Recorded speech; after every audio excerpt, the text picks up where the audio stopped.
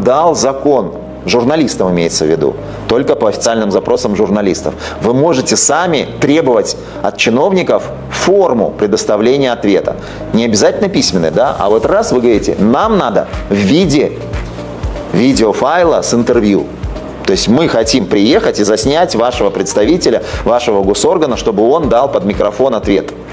Имеете право требовать? Оказывается, имеете. В своем обычном письменном запросе можете потребовать это, и значит, чиновник обязан дать вот именно такой вам, в такой форме ответ. Представляете? То есть не так сказать, что нифига себе вы оборзели, мы вам в письме напишем и показывайте наш ответ в своем видеорепортаже, да? А давать вам никто не будет. Не имеет права, обязаны дать. То есть опять, если будет в этом спор, и если это дойдет до суда, судья вот так вот будет внимательно читать закон и скажет, ну здесь же написано, если иное не указано в самом запросе. Вам в запросе указали журналисты, что нужно вот в такой форме, значит вы в такой форме обязаны дать. Да? Вот так вот.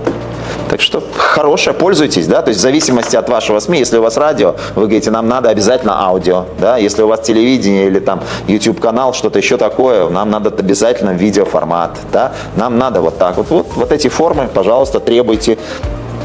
И последнее, вот здесь в первом, да, самое нижнее был ответ предоставляется на языке обращения. Тоже, да, иногда спор возникает, вот особенно русский, казахский у нас, да, вот это вот. Поэтому тоже организация должна это знать, да, на каком языке поступила. То есть одно лицо, конечно, может не владеть нормально, да, там языком одним или другим, да, каждый у нас может быть, у него родной, школу там окончил и так далее, все на казахском, да, а по-русски он, ну, плохо может выразить мысли. То же самое наоборот, да, кто-то все на русском, на казахском, может даже что-то чуть-чуть говорит, понимает, но нормально, профессионально, четко все, чтобы вот, ну, ни у кого не возникло там потом претензий, насмешек каких-то, да, он выразить не может, да, на том языке. Но это один человек какой-то, да, какое-то конкретное должностное лицо. Но орган, организация у них обязательно есть тот, кто говорит классно и на этом языке или на этом языке, да, поэтому пусть ищут, да, и вы получаете ответ именно на том языке, на котором обратились, да, то есть такое право требовать у вас тоже есть.